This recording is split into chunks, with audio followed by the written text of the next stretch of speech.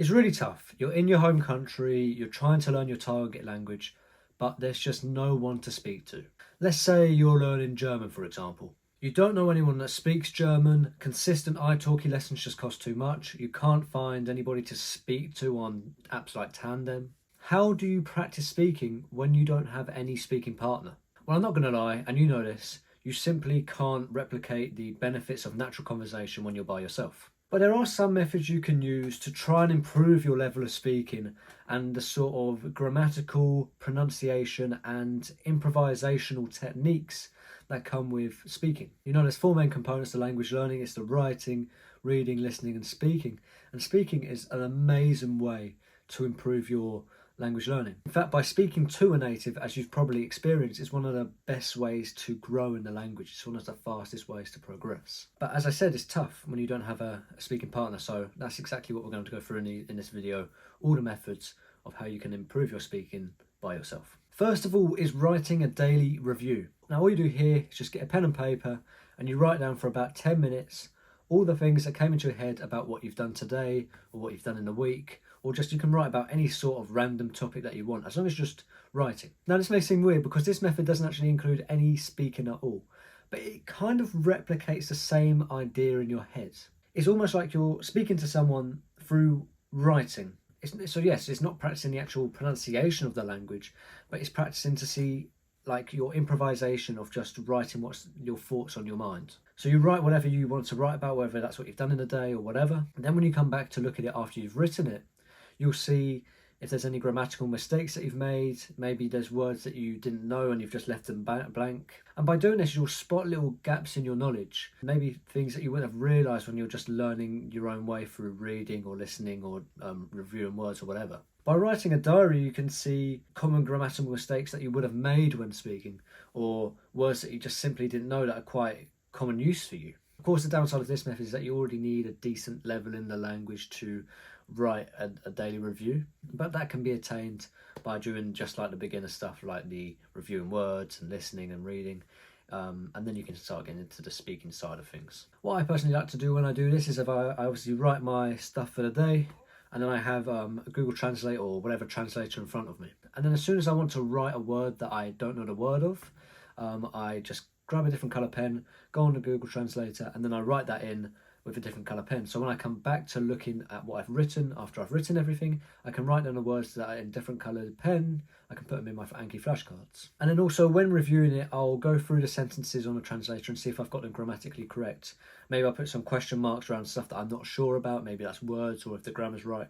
And writing is just a really good way to just review how you're doing the language, because writing and speaking you've got a similar sort of pattern to them. I don't really know the science behind it, but I hope you can understand what I'm trying to say. Secondly, a bit of a weird one, speaking in the shower. People might think you're mad for speaking to yourself in the shower. I mean, some people sing in there. You're going to be, I don't know, counting to 10 in Russian or something. Speak in the shower. Pretend to have a conversation with someone. I don't know, maybe you're just going to back of a taxi or something and you're speaking to the taxi driver about your day. Or just try and go through some grammar stuff in your head, or go through the vocabulary of some random stuff. Just speak the language in the shower. Just speak it randomly. And as I said, some people will think you're mad, but that's okay. You know, you're learning a language. They're mad for not doing so, eh? And it might seem weird to think, oh, how do I replicate conversations? How do I do this? But once again, by doing that, you are practicing pronunciation, you're practicing the words you know, and then you'll naturally come across words that you don't know. You'll kind of hit you as you want to say one. You're like, actually, I don't know the word for that. And then just try and keep that in your head. So next time you come to review words, you'll go, oh, when I was speaking in the shower, I didn't know the word for this. It's a weird method, I know. Maybe I'm the only one who does it. But give it a try. And if it helps you, like it helps me, then great. Next one is a bit more of a normal and a common one than speaking in the shower. It's just generally thinking in the language. As you go around your day, your daily routine, you know, you're walking around in the city or you're walking around at home or whatever, just try and think in the language as you're going around. Just rather than have your thoughts in English, just try and have your thoughts in your target language of whatever you're learning. Once again, this is one that doesn't directly have you speaking, but it practices the same idea of where are the gaps in your knowledge when it comes to your speaking. Because thinking in the language is very similar methods like writing and speaking.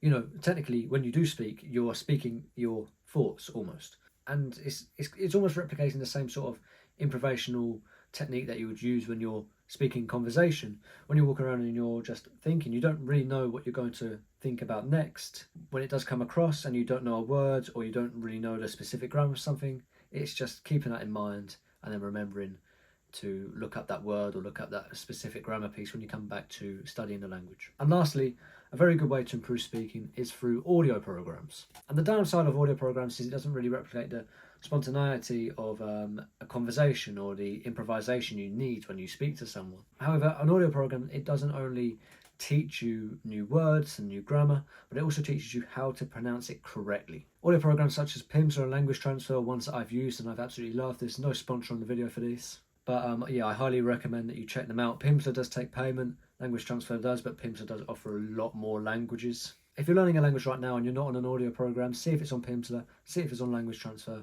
and these are two really, really good tools to improve your speaking and just generally speed up your learning process. They're also a really fun way to learn it. So as I mentioned earlier in the video, I'm not going to sit here and lie to you. There's no way you can really replicate the benefits of a conversation with a native. But by doing these things and having these little methods, it will gradually improve that sort of speaking skill, even if it's not directly speaking. At least that's what I've experienced, so give them a try. If you haven't come across this channel before, obviously it's on languages, but it also covers a range of different topics: sport, productivity, fitness, all under the idea of self-improvement. So if you're interested in self-improvement or any of these individual topics, please show some support, like the video, share with your family and friends, subscribe to the channel. Also, I have a newsletter, which is an email that comes to you every Tuesday. By signing up to the newsletter through the link in the description, you get a free ebooks, well, 2 free ebooks in fact. One on language learning and the other on discomfort and the art of discipline. As I said, it's completely free, so go ahead and do that if you want to. I'm also on Instagram, so you can follow that in the description. Once again, thank you all for watching this video. I hope these techniques help you, and I hope you all have a great week. See you later.